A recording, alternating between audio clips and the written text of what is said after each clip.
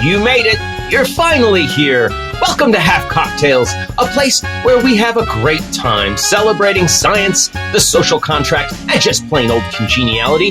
Dare I say a place where we seek a path to peace, prosperity, and exploration amongst the stars. What I'm talking about is an all-inclusive society, meaning if you're not on board with the understanding that we all agree to shared rules, norms, and respect, we're not obligated to even consider your opinion because the social contract is that important to a civil society. I'm your friend and host, Dan the Worship and Dionysus Man, sipping on some science today, welcoming any new listeners here to have a good time. We're here to have a good time too. Hope you're having a great day so far. Stay tuned until the end of the show.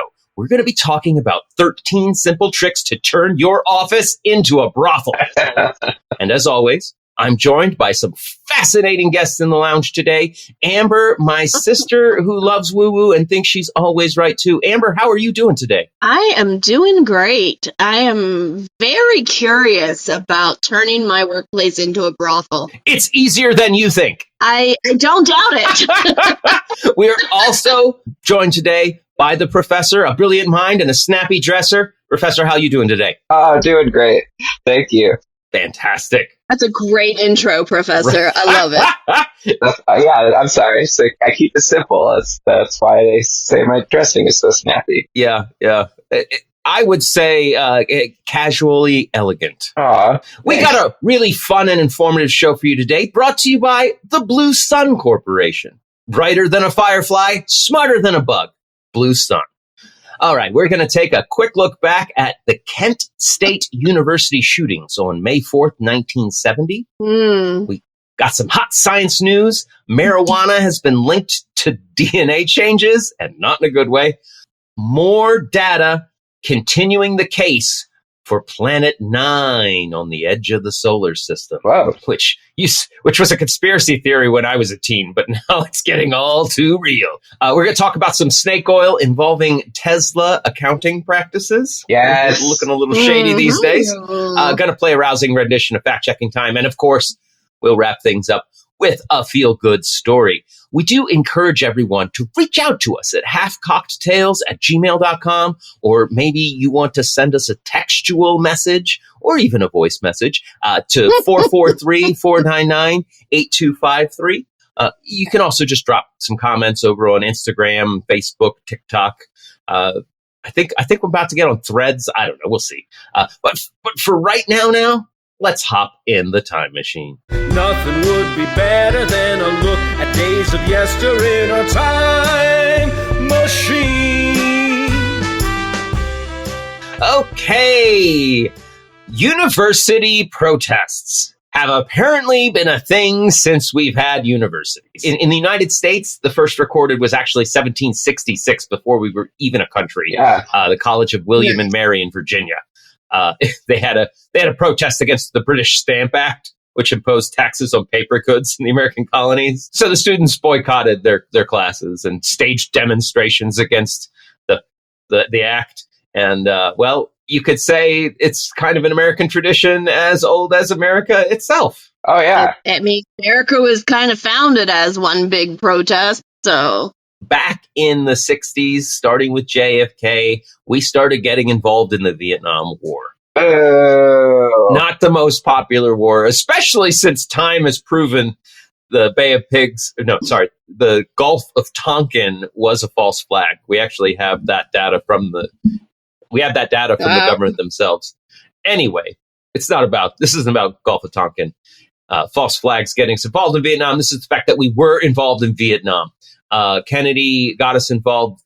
LBJ ramped it up. When Richard Nixon got elected in 1968, part of his election campaign promises was, I will end the war in Vietnam, claiming, I got a secret plan. I got a plan. A brilliant plan's going to do it, guys. To win? Just trust me. Like, he was campaigning that he was going to end it by winning it? As far as I know, just that he was going to end it. Just I don't know. Going to end it.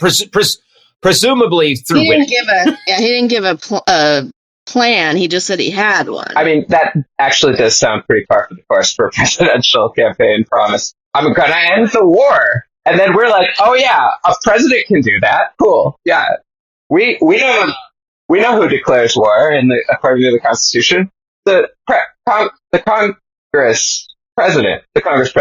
So he wasn't actually president when it happened, but he was president when it came to light. Something called the My Lai massacre. It was a war crime committed by the U.S. Army on March 16th, 1968, where they mass murdered a bunch of unarmed civilians in South Vietnam. Between 347 and 504 civilians were killed by U.S. soldiers in that My Lai massacre. Wow. I'm just saying, there's too many parallels to what's going on today. Like, if you, like, here, obviously, we can say, wow, the U.S. Army massacring civilians is a war crime. Currently, armies are massacring civilians. We don't know, as they're being massacred, which one's a terrorist and which one's a civilian, but we know the civilians are in the mix. So, damn, history likes to repeat and rhyme. Anyway. Dan, what religion are the people being massacred? It matters. Oh, shit, I forgot to ask that question. Yeah. Certainly not ours. Certainly not the correct religion, or their God would save them, right? That is what they say, right? The opposition to the war started really picking up when people found out about the My Lai massacre. And on April 29th, 1970, the U.S. and South Vietnamese forces invaded eastern Cambodia. And this was part of Nixon's plan, right? To win, right? He's going to go through Cambodia, another country, and they claimed it was an attempt to defeat the North Vietnamese and Viet Cong troops based in Cambodia. So this expanded the war and angered a lot of people, believing it only made things go worse. And also, we've violated a neutral nation's sovereignty by pushing our troops into there. And they didn't like that? Go figure. So all over the U.S., college campuses started erupting in protest in what Time magazine called a nationwide student strike. April 1970, Nixon told Congress he would end undergraduate student draft deferments by executive order if authorized by Congress to do so. This request was approved by the Senate Armed Services Committee on April 23rd. After the draft reforms, students could only postpone their service until the end of that semester. Oh, wow. This is still law today, by the way. Yeah, I'm not a huge fan of the draft, personally. Especially how like we don't declare war democratically. Like it's through the Republic. Like, oh, no. The president said he wanted it, and then his party backed him, and they passed the resolution. So we're at war with the moon now. I mean, it's only a matter of time, Dan. Kent State is located in Ohio, Kent, Ohio, actually. They had been protesting for years. During the 1966 homecoming parade, protesters walked dressed in military paraphernalia and gas masks and such.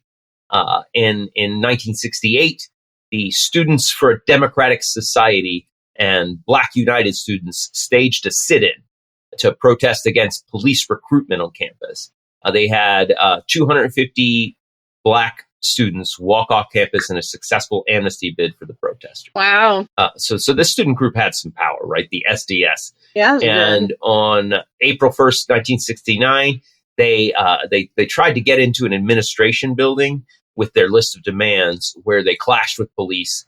And in response, the university revoked the Kent State SDS chapter charter. So the university disbanded them as a student group. And later that month, a disciplinary hearing involving two of the protesters resulted in another confrontation between supporters and opponents of SDS, where the cops got called in and 58 people were arrested.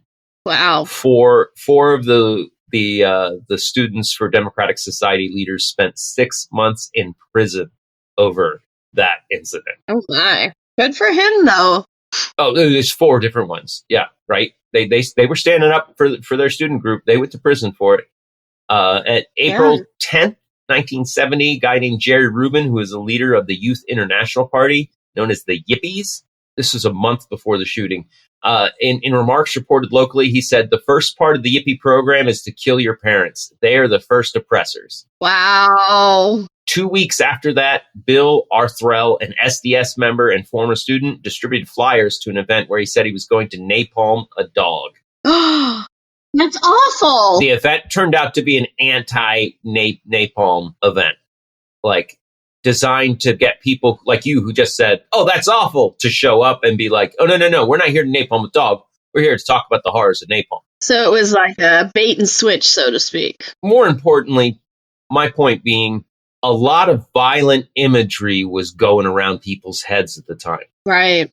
Everybody's heads. Protesters, anti-protesters, cops, students, everybody. Mm-hmm. So April 30th, Nixon announces the Cambodian incursion. Troops are going into Cambodia. Friday, May 1st, there's a Kent State demonstration of about 500 students on the Commons, center of campus that they use for traditional gathering and rallies and protests. The crowd dispersed to go to class by 1, and they planned another rally for May 4th to continue the protest of this war expansion. A group of history students buried a copy of the Constitution to symbolize Nixon killing it.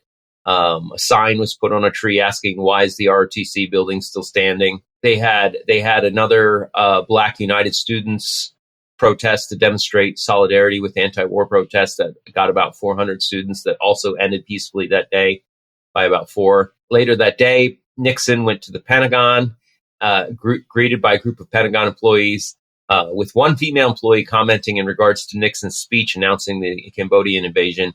"I loved your speech. It made me proud to be an American," which prompted Nixon's controversial response. "You see these bums, blowing up the campuses. Listen, the boys that are on the college campuses today are the luckiest people in the world, going to the greatest universities. And here they are burning up the books, storming around this issue. You name it. Get rid of the war and there'll be another one." So Nixon basically just trolling the students. Yeah. That's funny. That's a very self-aware wolves comment. Yeah, there'll be another one because war is a racket. Right. We're just around midnight, people were leaving a bar and they began throwing beer bottles at police cars and breaking windows in the downtown storefronts. Somebody broke a bank window, set off an alarm. News spread quickly, so all the bars started closing.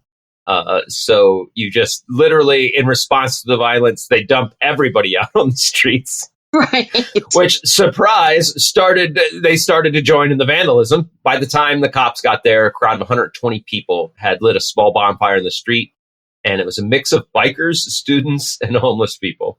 Cool. Wow. And they started throwing beer bottles at the police and cussing at them. So that night, they called up the entire Kent police force, and as well as officers from the county and surrounding communities. The mayor declared a state of emergency, called the governor, and ordered all the bars to stay closed, and which made people even happier, right? Oh, wow, I can't go get a drink now.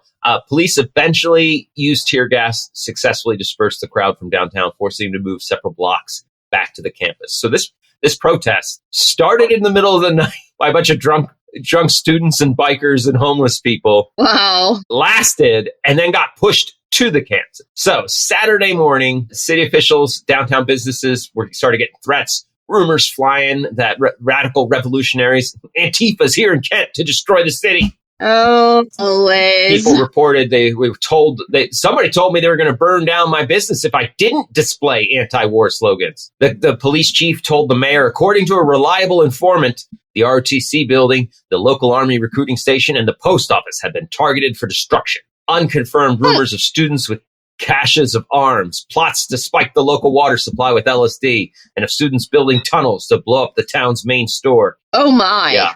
Those students, they're out of control. So the mayor met with city officials and the Ohio National Guard because of all these threats. They said, we're not going to be able to handle this. And so they called the governor and asked him to send the National Guard to Kent, Ohio, which he did right away. 5 p.m. Saturday. They didn't arrive until the evening, until around 10 p.m. So it took them 5 hours. So either the Ohio National Guard is like crackerjack top-notch readiness, or they were planning ahead.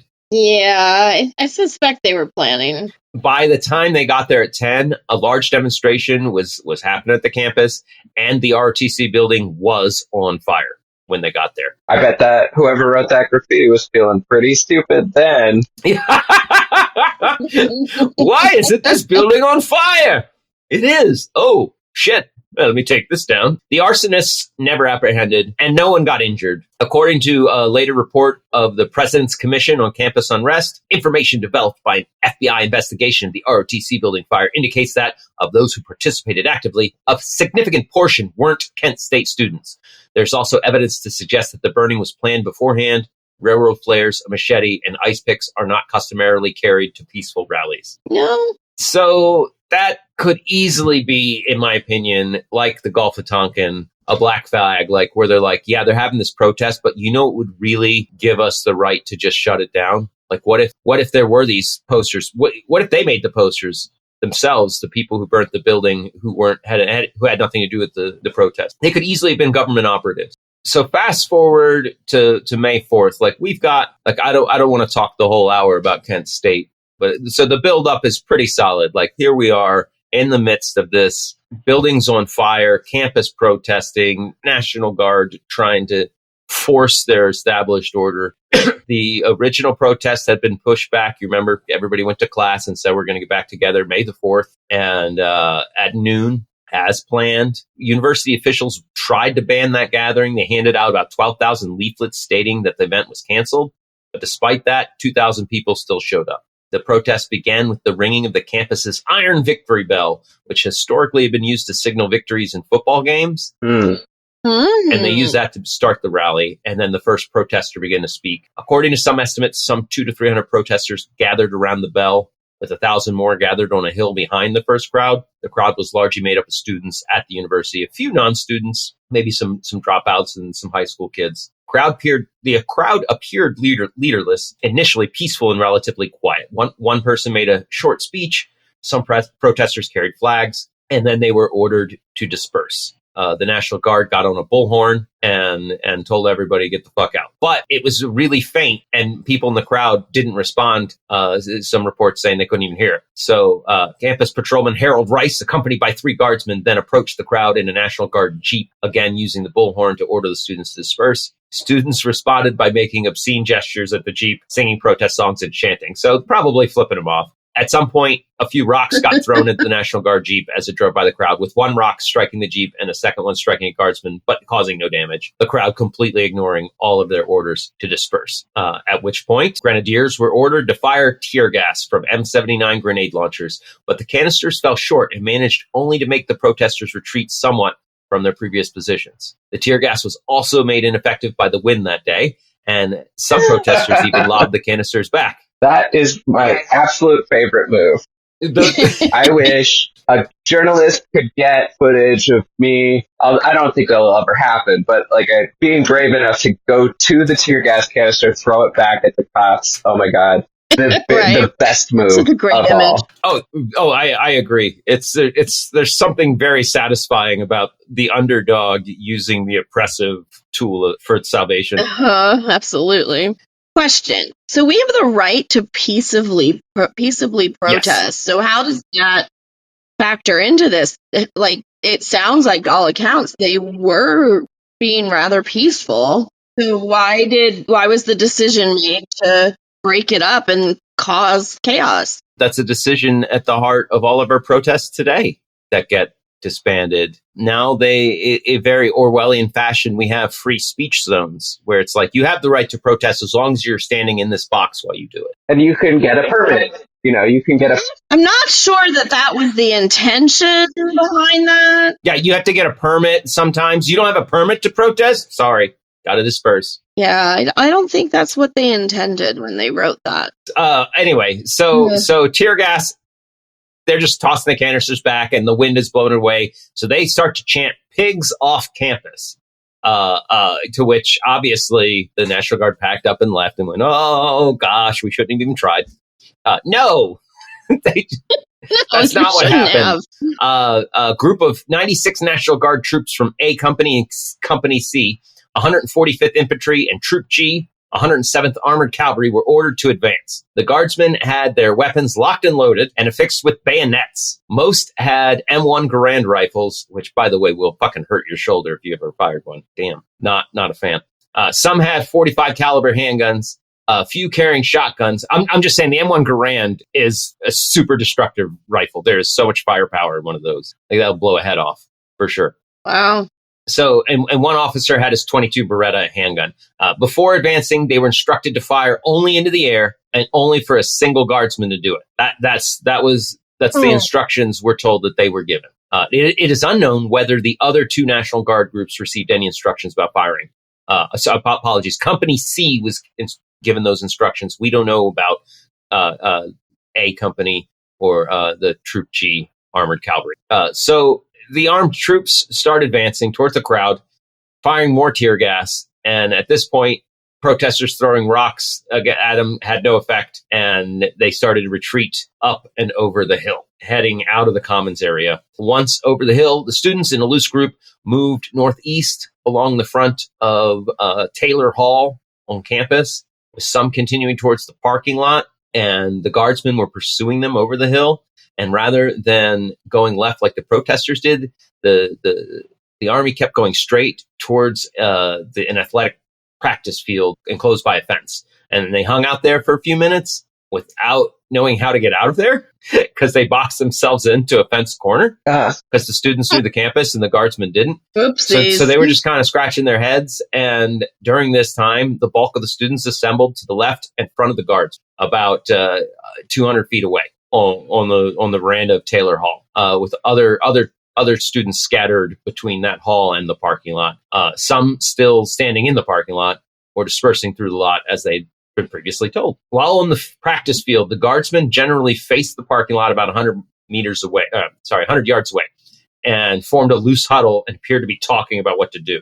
They had cleared the protesters from the common area. Many students had left. Other students, however, retreated beyond the practice field fence and got rocks and started throwing them at the guardsmen in the field. We don't know how many rock throwers, maybe 10, maybe 50. The FBI assessment saying the rock throwing peaked at this point when tear gas was again fired at the crowds in multiple locations. So some guardsmen claimed to have been hit by rocks as they retreated up the hill away from the students. The crowd on top of the hill parted to allow the guardsmen to pass through as they're regrouping, getting the fuck off the athletic field. After reaching the crest of the Taylor Hall, the guard fired at the protesters following them. So they gave no verbal warning, and they just turned and opened fire. According to eyewitnesses, a sergeant named Myron Pryor turned and began firing at the crowd of students with his .45 caliber pistol. Several guardsmen nearest the students also turned and fired their rifles at the students. In all, at least 29 of the 77 guardsmen claimed to have fired their weapons using an estimated 67 rounds. The shooting was determined to have lasted 13 seconds, although John Kipner reported in the New York Times that it appeared to go on as a solid volley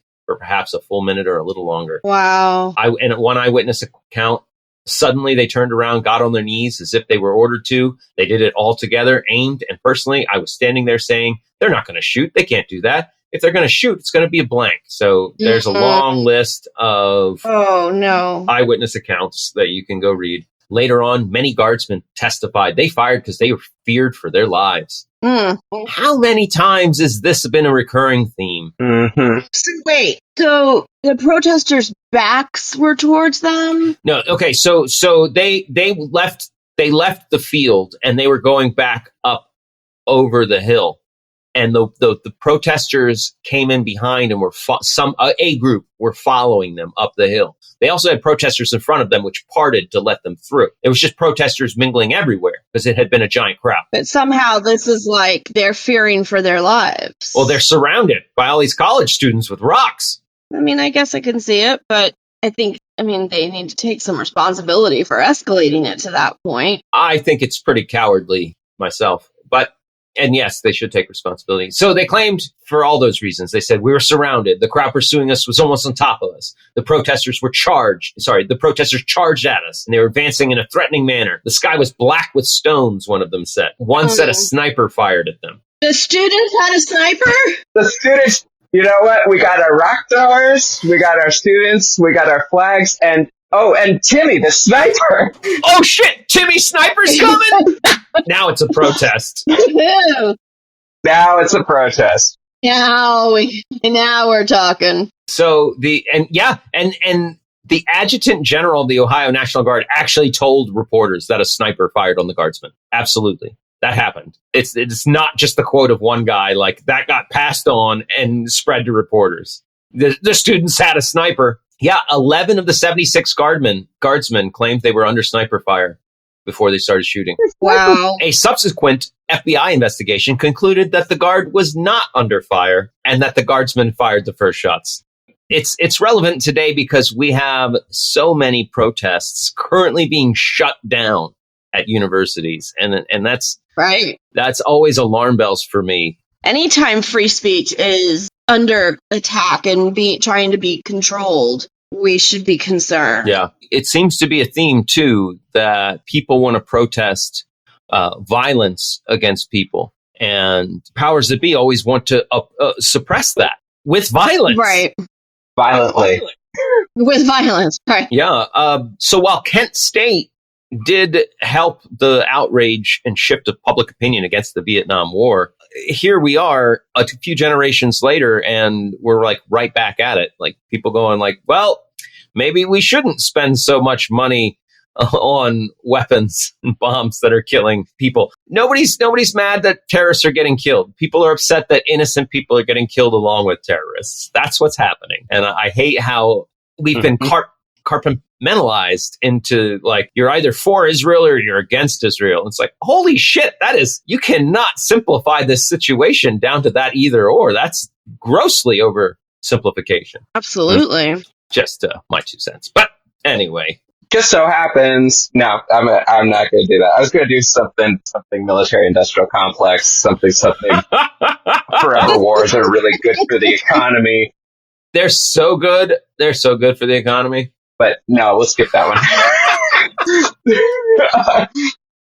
As a nation, we really gravitate towards funding both sides of forever wars. It's good for business.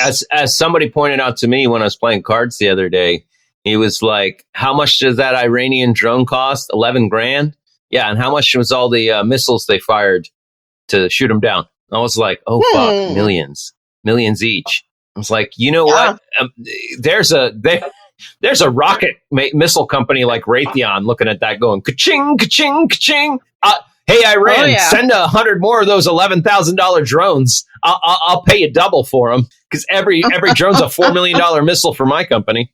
Right. Yeah, I know. I said, and then that's jobs, that's engineers, that's, technicians, even maintenance. People have to do general maintenance on the missiles. Those are jobs. Somewhere in the Pentagon, there is a room with a whiteboard. This isn't conspiratorial. I'm just making this shit up.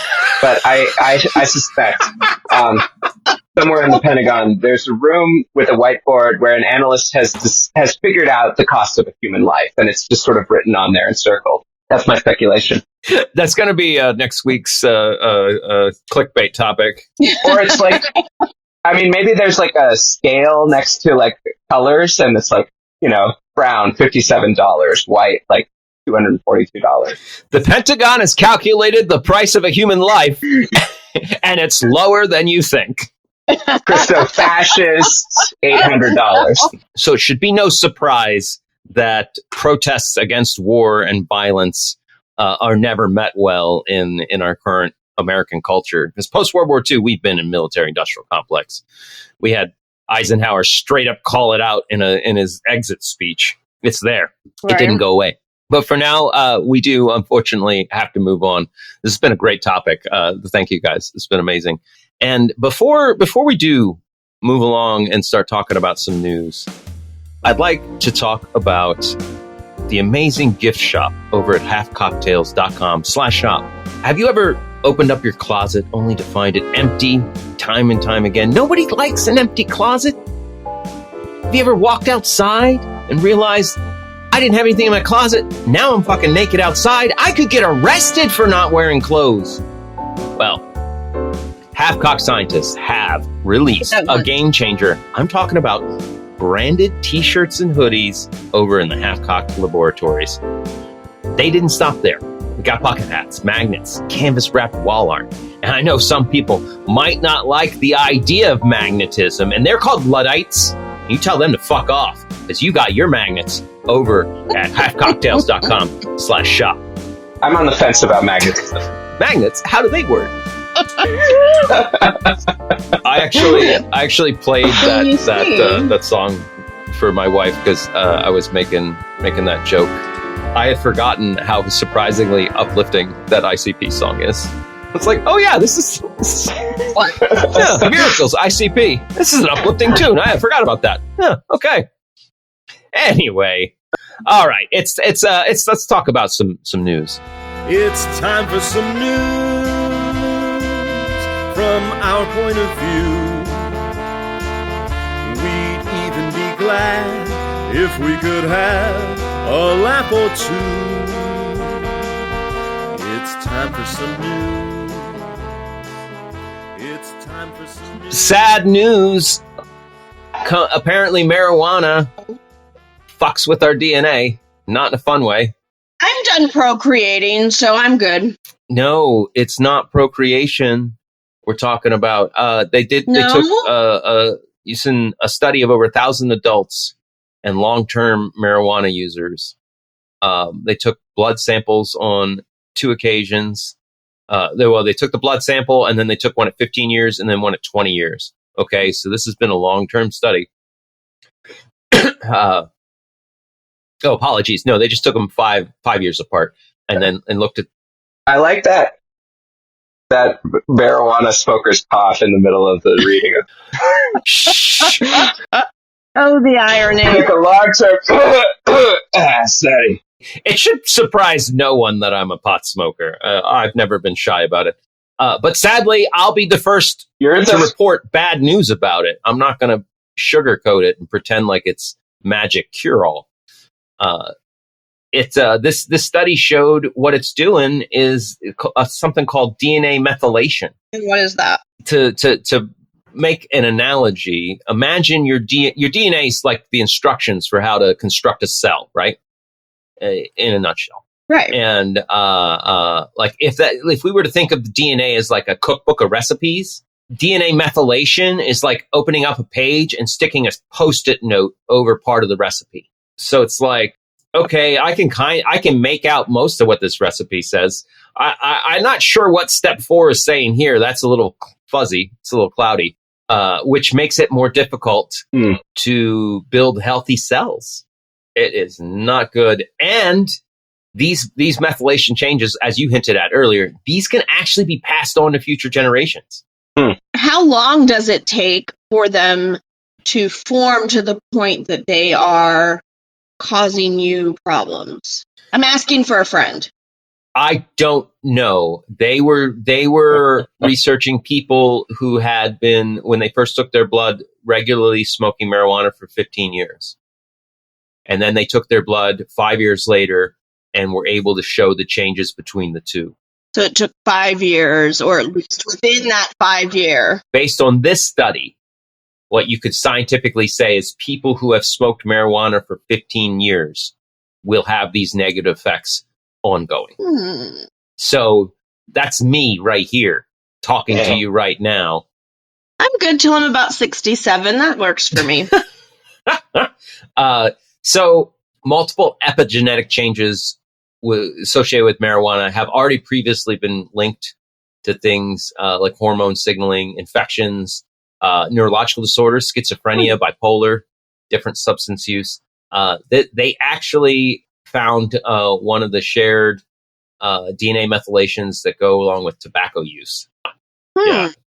In one of the markers they found. Yeah. Interesting. It's not looking good for long-term DNA health. Now, it's obviously, this is America, so you get to pick your poison, right? Like, I don't know. I don't have any data on how worse other things are comparatively, right? You know, like, right. Standing in a garage with fumes and smoke from cars is its own thing. Flight attendants get exposed radiation and get cancer easier. That's one thing. Like, it's hard to apples and oranges it.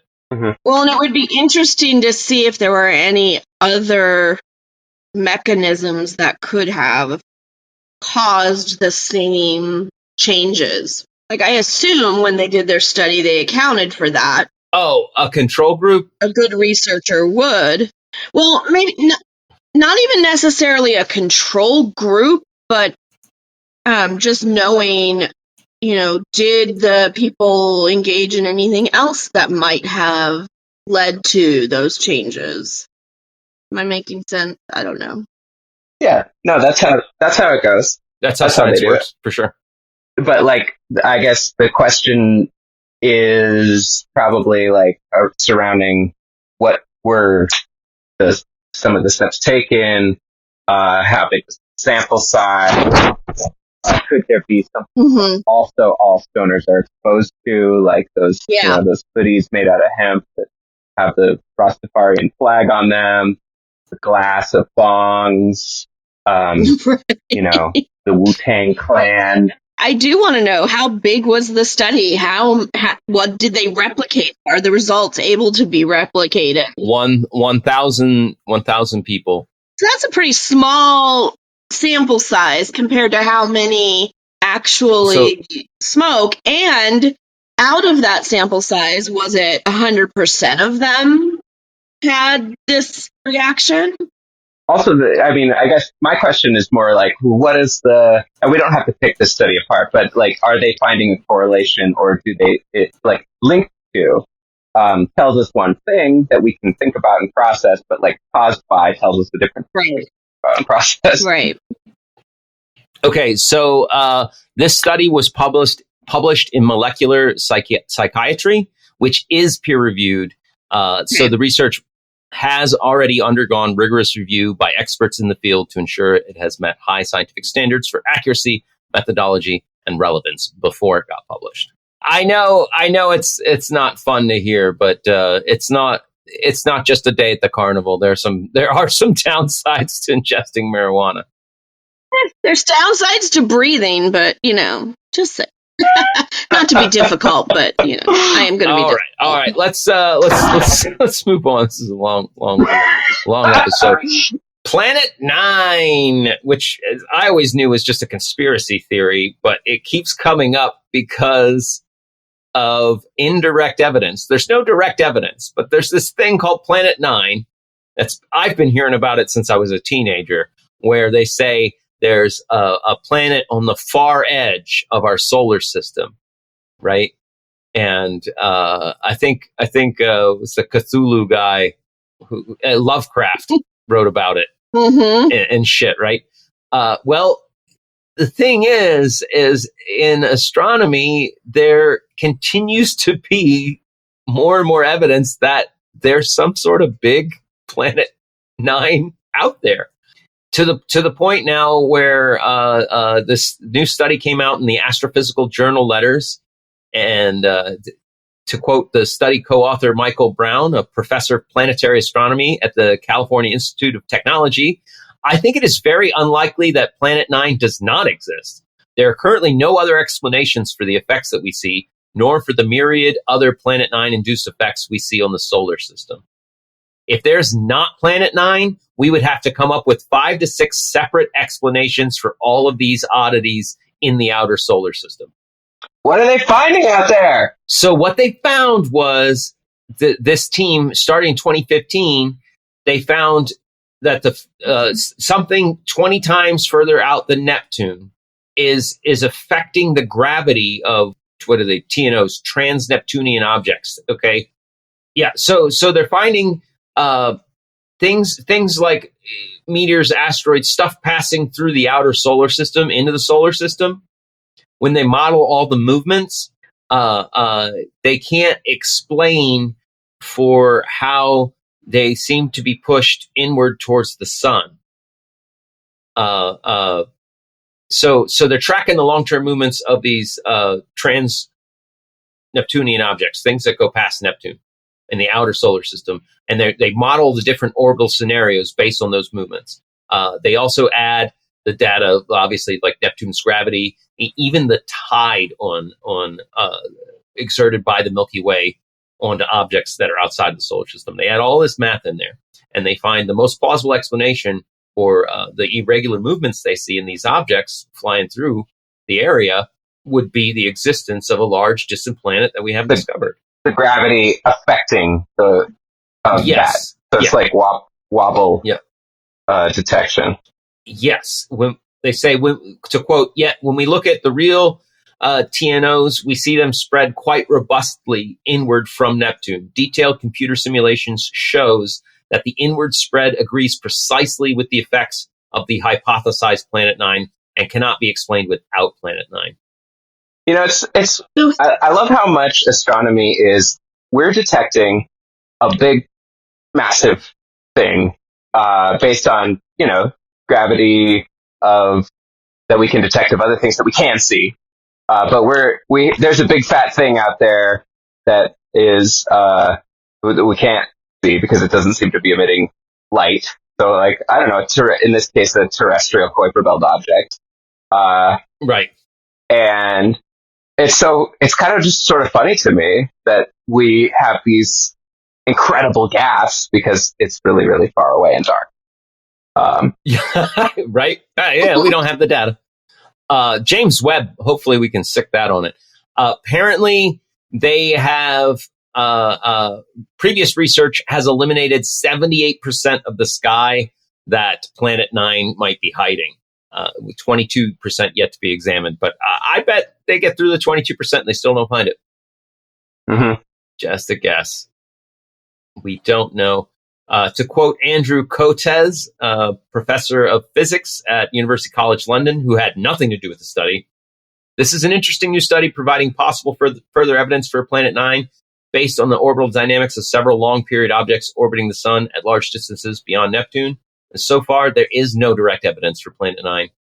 So further study is needed, possible with the survey telescopes such as the new Vera Rubin Observatory.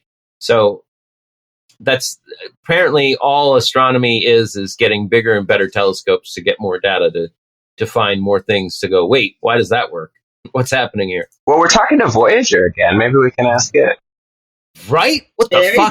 They just go in and they're like, oh, this memory chip's bad. Well, we'll fix it with code. Like, wait, how do you, what? Via radio signals. That's hot. Yeah, it's badass. Badass stuff. It is really cool. All right, let's move on. Let's talk about some snake oil real quick. Yes. We should. Oh, snake oil on sale for me. Nothing but snake oil, and it ain't free. Okay, so one of the co-founders of Facebook, billionaire, multi-billionaire, named Dustin Moskovitz. Oh, I know that guy. Yeah? Oh, you've met him? No, I remember John Ralphio playing him in the movie. I love John Ralphio. No, wait, it was Garfield. It was Andrew Garfield. Those guys have similar white guy faces to me. I really like Andrew Garfield's acting. I like them both. Dustin Moskovitz, he's comparing Tesla to the famous Enron electric company that went broke for bad bookkeeping. And he's calling out the full self-driving stuff that Tesla's doing. Tesla, on their earnings call, showed a graph to mark their key milestone of 1 billion miles driven using full self-driving.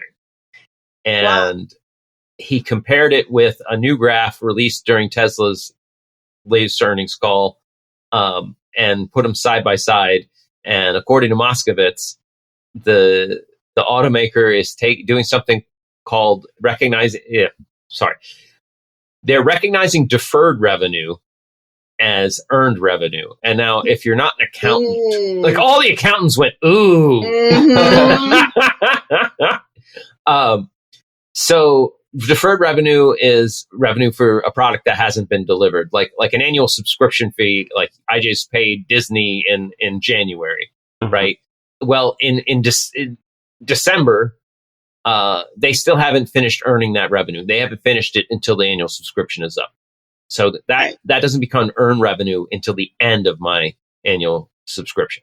Are they subscribing to their car to keep it running? They do have subscription features like Auto Park. This is so stupid. Oh my god. Yeah, you subscribe for that stuff. So Moskovitz is saying that they're presenting all their data in fraudulent ways to make the company look like it's making more money than it has. Mm-hmm. And that's exactly why someone would define their deferred revenue as earned revenue. They might want to look better at an earnings call. It's like, hey, we hit all these financial targets. Look at how much money we made. They might want to do it to inflate the stock price. They might want to be doing it to help them secure financing and investments from outside firms. Yeah. They might want to mask poor performance. Like they want to hide how bad they're doing. Look good. It might even be an executive wants to hit his compensation package and can only do so with certain numbers. So, not that Musk's compensation package has been in the news at all lately. They might even do it to avoid like a going bad on a contract. Like if they have a contract that says we're going to hit these goals, they might fudge the numbers, be like, see, we don't have to balloon pay this debt that you for this money you loaned us because we hit our goals. Right. And I honestly wouldn't doubt for a minute that Musk and his folks would do that kind of thing. Oh, sure. Anything to maximize their profit. Make themselves look better. In fact, recently, in a different article, I had seen something where Musk had spoken to the effect of people need to stop thinking of Tesla as a car company, more of a subscription services company. I was like, oh, wow, okay. No. I'm sorry. I want to buy my car and then be done. I don't want to subscribe to my car, like pay every year to keep it going beyond what I already do. Like, just seems like a very poor business model.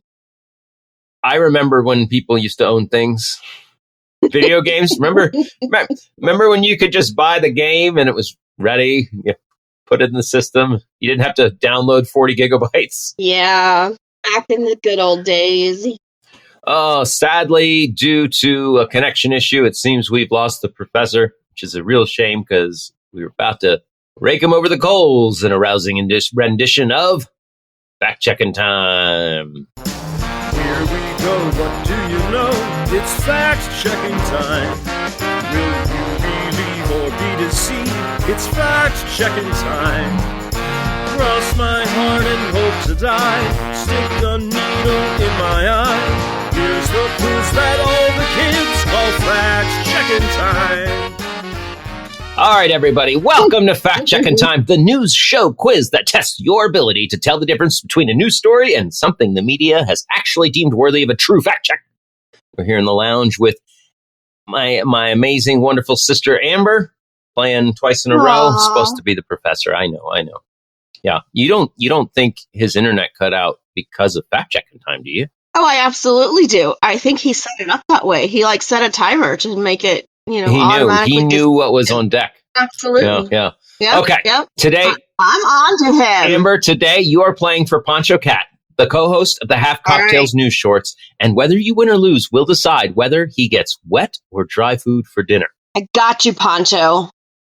My buddy, we can do this. I'm going to present to you a series of events and stories that were in the news this week, but only one of them was fact-checked by a media outlet. Could be an article, social media post, or an interview quote, but only some of them are fact checks. Are you ready to begin? Yes. Okay. Either Boulder, Colorado has been infested with tulip-bearing fairies and elves. That's tulip-bearing, not tulip berries. So tulip, TULIP, flower. Correct. Fairies and elves. Or a Utah middle school has become overrun with furries. Which one was fact checked? I'm pretty sure they fact checked the furries. Correct. Yes. Well done. Yes. Many different outlets. You don't need to fact check the fairies. They fact checked themselves. Right. Pundits are claiming that a school in Utah is being terrorized with furry students who get to bully people who are non-furries, and it's all bullshit. Interesting. Very interesting. And in Boulder, Colorado, they actually have a tulip, fairy, and elf festival. I'm going to have to look that up. That sounds right up my alley. Pint-sized fairies and elves parading around the Pearl Street Mall, waking up the tulips. It's a springtime tradition there Aw. with live performances, special activities for kids, and more than 15,000 tulips adorning the world-renowned Pearl Street Mall. Okay, I love tulips, so I have to look up and go to that. That sounds so fun. It's a springtime activity, so you'll probably have to go next year. I don't know. Anyway, next question. Either almost 100 celebrities have worn see-through clothing to red carpet events this year, Okay. or Sony once had to recall a camcorder because its night vision could see through clothes. Oh, which one would be fact-checked? Because they definitely both happened. You know, I think they're going to fact-check the Sony Corporation's camcorder. Yeah, not the fact that women that you don't need the camcorder. I'm not even sure that we need to fact-check whether or not 100 celebrities have gone nearly nude on the red carpet. Yeah, I think that's just a given in today's society. You are correct. Yeah. And for the record, it was 1998. They didn't release a recall of any sort, but the rumor that their night vision did show you what was under the clothes was out there, and I remember it. And I remember that is hilarious. Getting my hands on one with some friends and playing around with it, and it was not correct. You could not see through anybody's clothes. You mean it was just a rumor? I know. We did hundreds of interviews with our classmates, and none of them could be naked under their clothes. You know, it's so hard sometimes to not be a conspiracy theorist because, like, I imagine that drove sales for Sony's camcorder. Like, there were people that bought it for that purpose. Like, so it does, make me a little suspicious as to who started the rumor. I didn't buy one, but as a 16-year-old in television production class in high school, I definitely, me and my friends got our hands on ones to see what the night vision could do. Not just for naked clothing, but that was in the list for sure. I mean, top, probably. And of course, yes, it is a real thing. Celebrities wearing sheer see-through clothing is just part of life now. You might as well be naked with a lot of these clothes. So you don't need it. That's true. Take that, Sony. All right, last one. Even though, Pancho, you already got your wet food. You're welcome, Pancho. Let's see if I can go 3 for 3. It would be a first. All right. Even though Pancho's already gotten his wet food, we'll give you this last one. Bragging rights. Either a fitness coach has claimed on social media that salt can actually lower your blood pressure, or a man used pepper to blind people and steal their motorcycles, which got fact-checked. Throwing pepper in the eyes and stealing motorcycles, or fitness guy saying salt will lower your blood pressure. See, I want to say the first one because the other two were the second choice. But then my brain says to me, hey, your brother could be trying to trick you, and it could be the second one because he wants you to think it's the first one. All right, but you got to refer to him by which story it is, because I don't remember which one I said first. Let's say fact check the salt story. Amber, are you sitting down? I am sitting down. 3 for 3! I do it one of these days. Yes, you did it. I'm so proud. If you could hear the music playing, you would be in tears. We're all so excited here in the lounge. Well done. All right. Well done. That's crazy. Throwing pepper, like that's a scene from a movie. People, come on. It happened in Nigeria, and they did arrest the guy. He didn't pull it off successfully. Well, obviously, if he was arrested, it was not successful. Yeah. So I'm curious. Does salt lower your blood pressure? No. Dang it. No, it doesn't. No idea why he would even go there. All right, Amber. Let's wrap up with some feel good news. I like that idea. A call for a sip,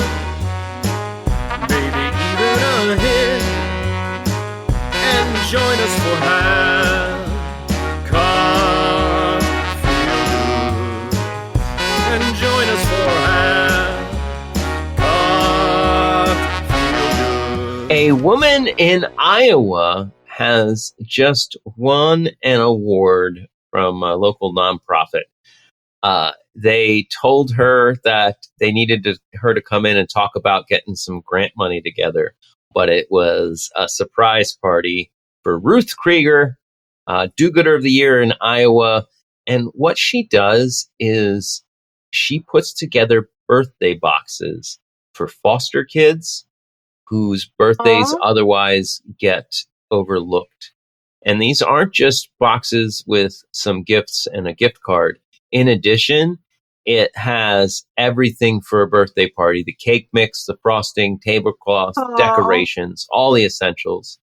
That's wonderful. Yeah, she puts these together and makes sure everybody in her area that she's able to actually gets a birthday, and they're not overlooked, even though they're either in the system or in a new foster family that might not remember their birthday. She makes sure that it gets remembered. Oh, I love that. That's wonderful. Yeah. Good stuff. Ruth Krieger, do-gooder of the year in Iowa. She's been doing this since 2010, and in 2017 is when she became this main coordinator for what they call the Project Birthday Joy program. Yeah. So thank you, Ruth. We need more people like you to remember. Yes, Ruth. Way to go. We're all human. We all have the same little ego inside of us that has needs of recognition and care. All right. Oh, I think we did it. Sadly, we lost the professor somewhere on the way. He fell out of the bus. Yeah, I thought I heard something, but that's what he gets for reading with the door open on a moving bus. Yeah. Before we go, I'd like to thank the Blue Sun Corporation, powered by Blue Sun, because even space pirates need coffee. Tell you what. That's right. And Amber, we went too long. We don't have any time left for the 13 simple tricks to turn your office into a brothel. It was my fault again, wasn't it? I just talked too much. Yeah. If you'd ever shut up, I could hear myself think over here. I know it. I try hard, but something tells me one of the tricks is charging money for sex. I'm not sure though, because we don't have time to talk about it. Oh, yeah, might be onto something. I'll have to do some research. I do need to give a shout out to science, congeniality, and the social contract, making society better than anarchy for many of the last thousands of years. Amber, any final thoughts, words, or goodbyes before we go? Oh, goodness. Do I have any final thoughts? I really don't have any final thoughts because my brain never stops, so I'm always thinking. But a final thought for the show, folks, just love each other. That's all that matters. Just love.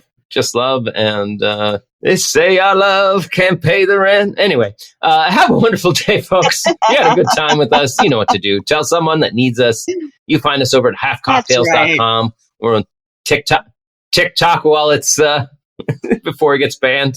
YouTube, Instagram, Facebook. If you're in a giving mood, you can show your support over at Patreon or halfcocktails.com/shop. We'll have all those links in the episode description. Thanks for stopping by. To go out and be well. Be well. Now things are ending. It's time to go. No more to get through. Thanks for listening. That's our show. Ain't affectation. We're just leaving you half-cocked. Half-cocked. Had a good time talking today, but even best times eventually they fade away. Ain't adjuration, we're just leaving half-cocked.